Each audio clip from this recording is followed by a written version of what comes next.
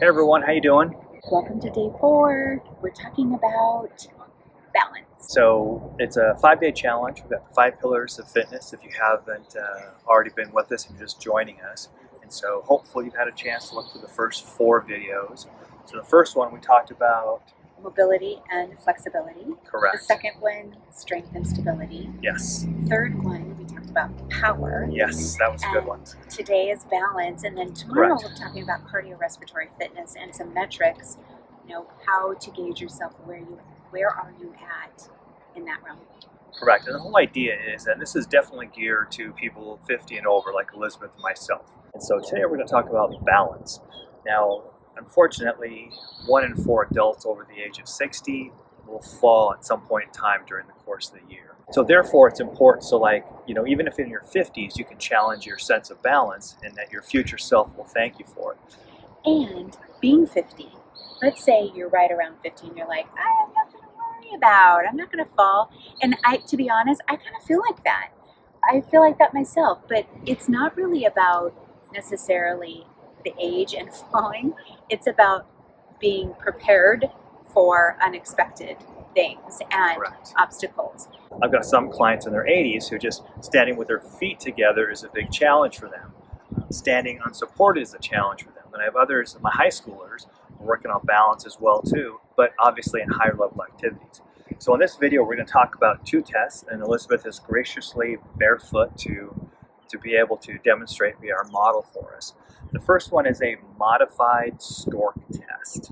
So what you'll do, which leg would you like to balance on first? I'll balance on the right first. Okay, so I want you to take your left foot on the inside of your left foot and put it somewhere around that knee. But if you have knee issues and you know that this would not be healthy for your knee, just slide your foot down so it's below the knee, like here in your calf. Okay.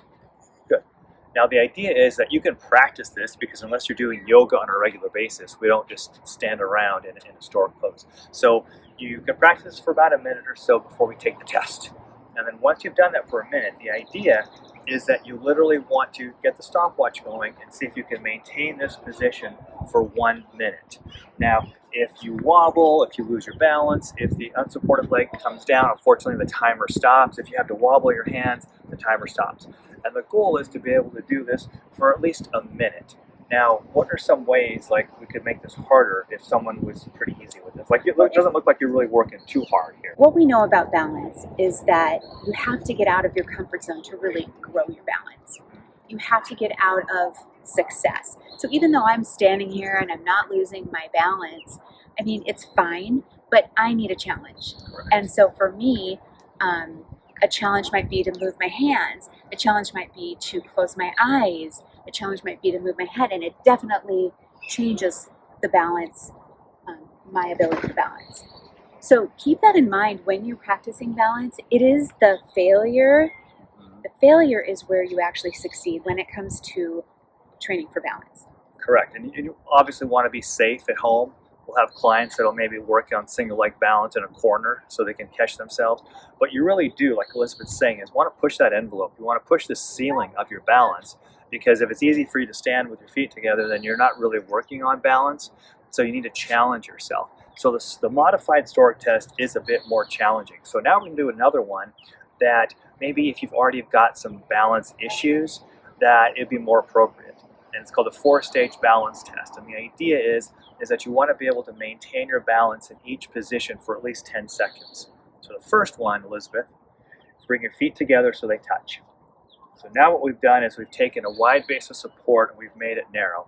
Obviously for Elizabeth, she's going to make it look easy, but for some people, just having their feet together is going to be a challenge. If you can do that, then what I want you to do is, maybe Elizabeth, you can turn and face that way, because what you'll do is you're going to stagger your feet, but I want your right foot about halfway back so your big toe is right by the arch. Perfect. So now she's standing in tandem, but it's a partial tandem. And once again, her feet are touching, and she's going to maintain this position for 10 seconds. If she can do this, then what she's going to do is do a full tandem. So go ahead and put your right toe so it's right behind your left heel. Perfect. So now she's basically standing in a straight line, and she's going to want to maintain this position for at least 10 seconds.